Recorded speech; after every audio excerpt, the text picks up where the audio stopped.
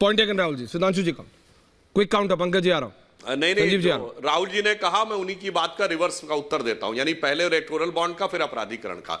राहुल जी आपने सही कहा, 55-60 करोड़ रुपए तो पकड़े गए थे पश्चिम बंगाल में भी, और 350 करोड़ रुपए कैश पकड़े गए थे झारखंड में।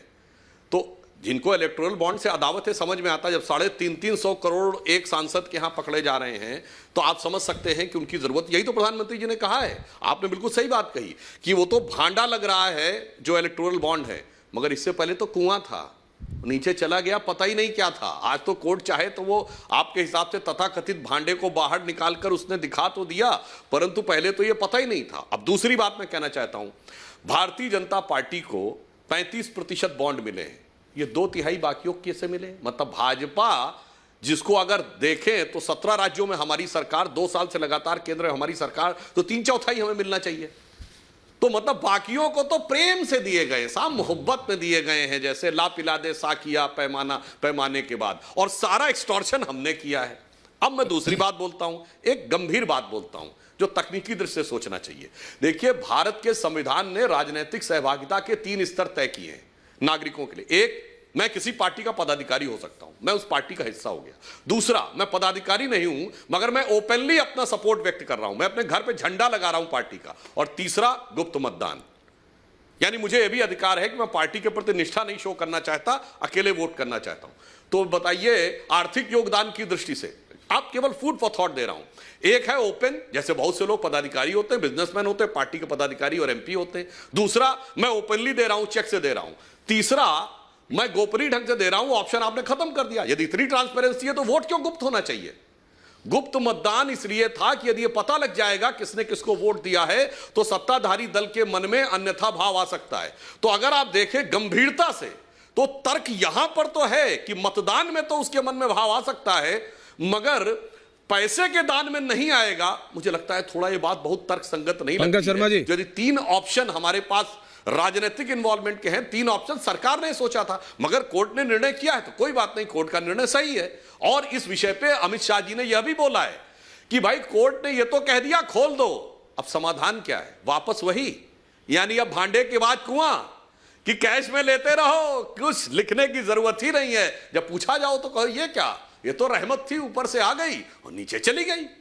पंकज जी, ऊपर से आ गई नीचे से चली गई, कैश दोबारा इनफ्लो, ये तो तर्क ठीक नहीं है सुधांशु जी का। मेरे को मतदान गुप्त है तो धनदान भी गुप्त होना चाहिए, क्योंकि उससे भावना आ जाए।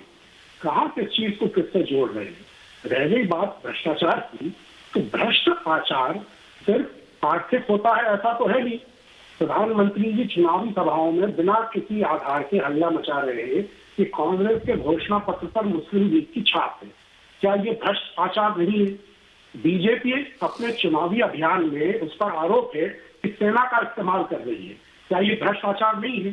केंद्र सरकार का एक मंत्री अपने चुनावी हलफनामे में गलत जानकारी दे रहा है। क्या यह भ्रष्टाचार नहीं है? विकसित भारत अभियान का प्रचार करने के बहाने कॉलेजों में प्रधानमंत्री जी के आदमकद होर्डिंग बैनर लगाकर भारतीय जनता पार्टी का प्रचार किया जा रहा है, चुनावी प्रचार। क्या यह भ्रष्टाचार नहीं है? एक खास नियत के तहत दूरदर्शन पर जानबूझकर केरला स्टोरी फिल्म प्रदर्शित की जा रही है, यह भ्रष्टाचार नहीं है? विपक्ष के उम्मीदवारों को कई लोकसभा क्षेत्रों के निर्वाचन अधिकारी तरह तरह से तंग कर रहे हैं, यह भ्रष्टाचार नहीं है? और निर्वाचन आयोग के सामने इन सभी बातों की बाकायदा शिकायत दर्ज की जा रही है, लेकिन आयोग कोई कार्रवाई नहीं कर रहा है, तो क्या यह उचित आचरण है? इन सब बातों से चुनावों की निष्पक्षता पर संदेह खड़े नहीं होंगे तो क्या होगा? वीवीपैट की पर्चियां निर्वाचन आयोग मतदाताओं के हाथ में देने को तैयार नहीं है, इस आचरण को क्या कहेंगे? प्रधानमंत्री जी ने उद्योगपतियों के 16 लाख करोड़ रुपए रातों रात माफ कर दिए। संजीव जी आ रहा हूं। घर पे महात्मा गांधी नरेगा योजना 24 साल तक चल सकती थी, ये कौन सा आचरण है? लेकिन नहीं, महात्मा गांधी नरेगा नहीं चलेगी।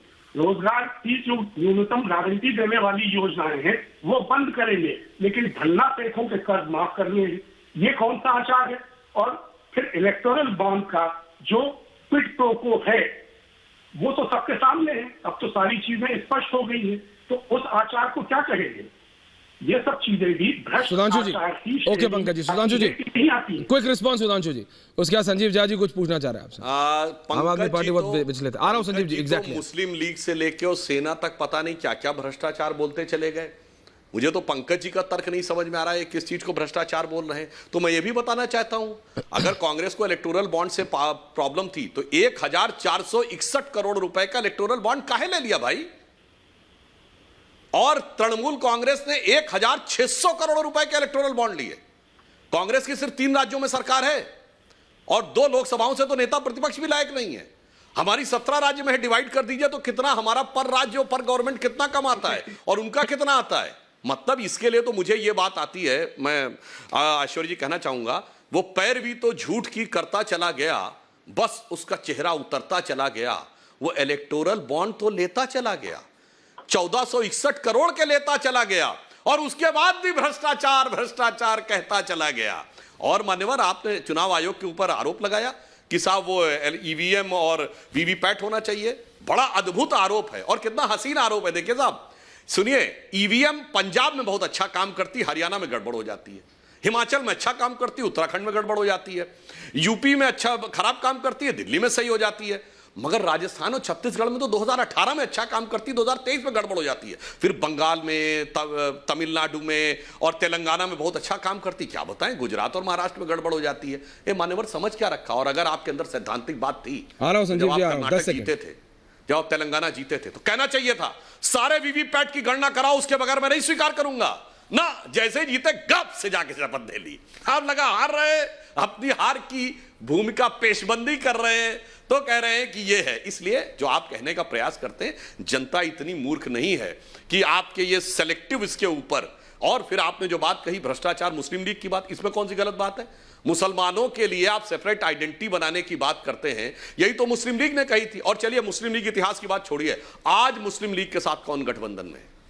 आज कांग्रेस का गठबंधन है कि नहीं केरल में मुस्लिम लीग के साथ? वायनाड में उनका सबसे बड़ा सपोर्टर मुस्लिम लीग है कि नहीं? और मैं दर्शकों से कहना चाहता हूं, यह वही मुस्लिम लीग है जो मोहम्मद अली जिन्ना की थी, क्योंकि इसके संस्थापक कोई जाके चेक कर ले, मार्च 1948 में जो इंडियन यूनियन मुस्लिम लीग बनी, इसके संस्थापक थे मोहम्मद इस्माइल, जो आजादी से ठीक पहले यानी 6 महीने पहले मोहम्मद अली जिन्ना की मुस्लिम लीग के दक्षिण भारत के चीफ थे। और उसके बाद इनकी मानसिकता नहीं बदली। यह मुस्लिम लीग संविधान सभा में आई और पोकर साहब बहादुर, सिराजुद्दीन और इसी मोहम्मद इस्माइल ने, साहब ये 1970 तक सांसद भी रहे, इन्होंने संविधान सभा की डिबेट में आके कहा मुसलमानों के लिए अलग स्थान चाहिए। इन्होंने सेपरेट इलेक्टोरेट की मांग की। 28 अगस्त 2047 की जाकर ये संविधान सभा की रिपोर्ट पढ़ लें, जिसमें सरदार पटेल ने झिड़की लगाई है इनके लिए। और सरदार पटेल ने यह भी कहा भारत में 4 करोड़ मुसलमान रहते हैं, ज्यादातर ने पाकिस्तान के लिए वोट किया है। मगर एक दिन में आपका दिल नहीं बदल गया, मगर कोई बात नहीं, अब पुरानी बात भूल जाइए, पर अब अलग पहचान और अलग चुनाव की बात मत करिए। अब ये बताइए कि देश के लिए आप कंट्रीब्यूशन कहां से कर सकते हैं। मैं विनम्रता और चुनौती से कहता हूं, अगर कोई एक बात गलत हो तो मैं ये बात कहने को तैयार हूं। वही नेता, वही नाम बदल के वही लोग इस मुस्लिम लीग में शामिल हो गए और वही मांगे कि इन्होंने संविधान सभा में, इसलिए आज उस मुस्लिम लीग के साथ कांग्रेस खड़ी है। और सुनिए, केरल के मुख्यमंत्री ने कह दिया, पिनारी विजयन ने, कि इतना जमीर दब गया कि अपनी पार्टी का झंडा नहीं लगाया राहुल गांधी के शपथ ग्रहण में, क्योंकि कांग्रेस से ज्यादा मुस्लिम लीग के झंडे दिखते। इसीलिए एक लाइन इनके लिए मुंह से निकलती है कि शाम तक सुबह की नजरों से उतर जाते हैं, इस कदर समझौतों पे जीते हैं कि जमीर ही मर जाते हैं।